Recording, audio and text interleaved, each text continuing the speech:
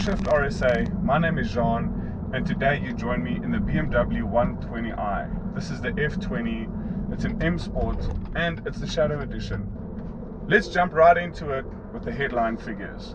So in the 120i, you get a 2-liter turbo petrol engine, inline 4, you get power to the rear wheels via an 8-speed ZF gearbox. She makes 135 kilowatt, 280 newton meters of torque, and 181 horsepower, which in my opinion in this car on this platform is plenty. So why are we reviewing this particular model today? So as we all know, the f40 BMW 1 Series, which is the brand new 2020 model, is front wheel drive. The one I'm driving now is rear wheel drive. The reason we need to test this out, we need to know exactly what we're losing. You need to know exactly what you're missing out on before you decide which one to buy. So I haven't driven the f41 series yet, but I'm going to do my best to get to know this car and to try and see why you would even move away from this platform in the first place. And by this platform, I mean engine in the front, power to the back.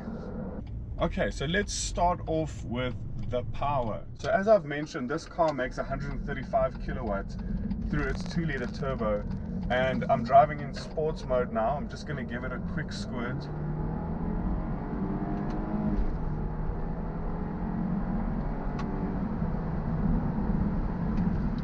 And that's a certain speed, definitely under the speed limit. I think this is as much power as you'll probably ever need on our roads. Most people don't take their cars to the top end. Most people aren't trying to set quarter-mile times or lap times. I think if you want to talk about usable power, this is plenty. If you feel like playing around with other hot hatches, maybe look at the 125.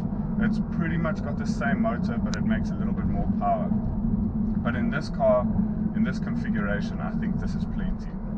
One thing I will say is that I really like the fact that the power comes from the back.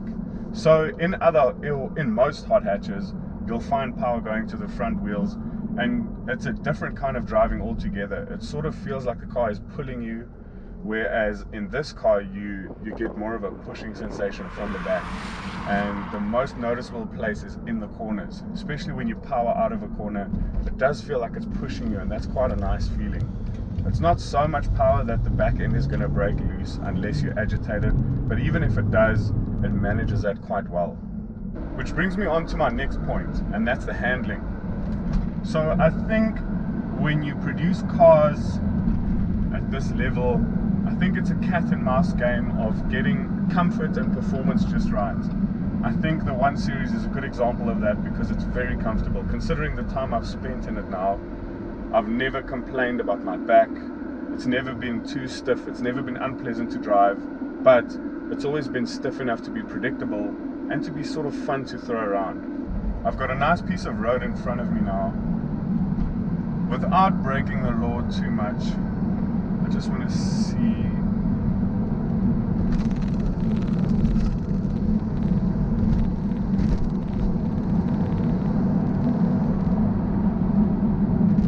The brakes are good as well. Also, when you put it into sports mode, they do become a little bit more sensitive to the touch, but that's to be expected, and it's quite nice as well. It does inspire confidence when you're able to stand on the brakes when you need to, or when you just need to cut a little bit of speed. I think this car, in terms of comfort and in terms of dynamic driving, I think it gets the balance just right. Here on the inside of the car, you'll be hard pressed to find cheap materials anywhere. If you really go looking for them, you might find them in spaces you don't touch very often. But other than that, it's a very premium feel in here. One thing I must mention is the steering wheel. I'm a big fan of what BMW have done with their M Sport steering wheels. I like the tri-spoke design, I like how chunky it is, I like the soft leather on it, and I like the placement of the controls. I think it'd be hard pressed to find a nicer steering wheel. I like how everything is laid out on the dashboard. One very cool feature is the buttons where you choose your radio station or where you choose the function of the radio. You can sort of hover your finger on the button very softly and it's sensitive to that touch, and it'll give you a little preview on the top left corner of the screen as to what you can expect when you hit this button. Let's talk about the infotainment system quickly. So this one comes with BMW's iDrive system, which is a very comprehensive system. It works well with both Android and iOS. I use an iPhone, and I like the fact that once you link up with Bluetooth, every time you get in the car, it recognizes your phone, it starts playing wherever you left off with your music, and I think the car's navigation system itself is top notch. Many people opt just to use their phones. I think use the car's system in here. It even has a very cool feature where by the instrument cluster, it shows you where to turn next, which lane you need to be in if you need to turn off the highway, which is very helpful. And overall, I think it's a very good system.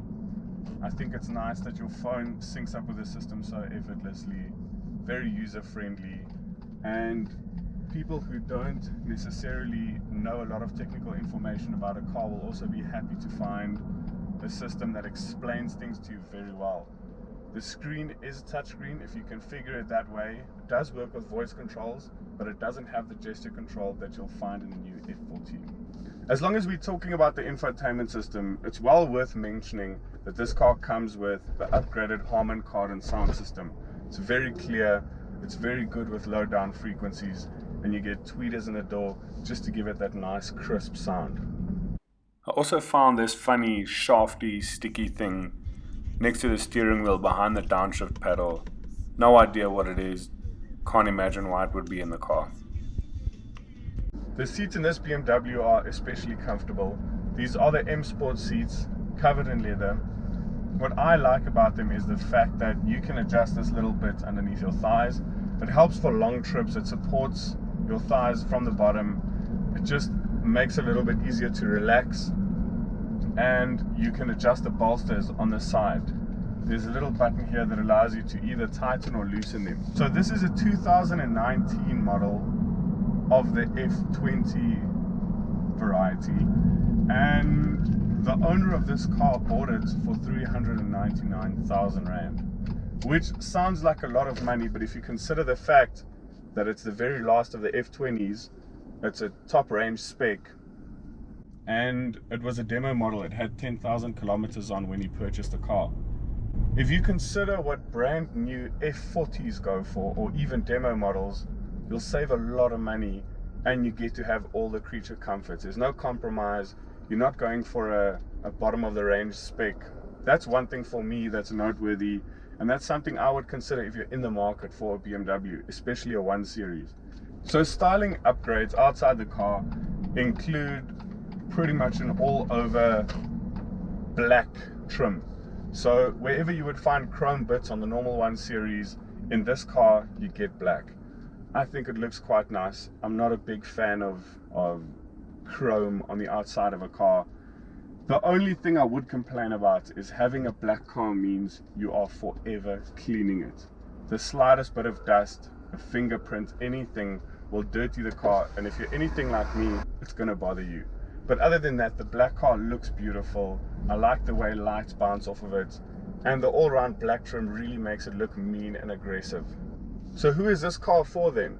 In my opinion, if you're the boy racer type, you like to race other cars, you like to modify your car, maybe don't go for the 120i, maybe go for the 125. But if you're a young professional, you want an entry either to the brand or into fast cars in general, I think this is a very good option for you. My final verdict on the 120i F20, I struggle to see how the F40 is going to properly compare with this car and fill its shoes. If you want to talk about a car that drives well, looks good, and just offers a great overall package, I think this is the one to have. If you ask BMW purists, they might tell you the same thing. They might argue that the F40 has no place in the BMW lineup, considering the fact that it's mostly front-wheel drive. If you ask the people who run the books at BMW and have to keep selling cars at a profit and have to stay up to date with what's working in the motoring industry, they might remind you that most BMW 1 Series drivers in the past never knew their cars were rear-wheel drive to start off with, and that they just need to replace their old one. In which case, get the new one. But if it's my money, if I have to buy a 1 Series BMW right now, this is the one I'll buy. And not a manual either. I'll get it with this gearbox, I'll get it with this engine. If not this, then maybe the 120D. But I think this is the platform to have if you love driving and if you need a good, reliable daily car. If you've enjoyed this video, please like and subscribe, and remember to be safe on the roads.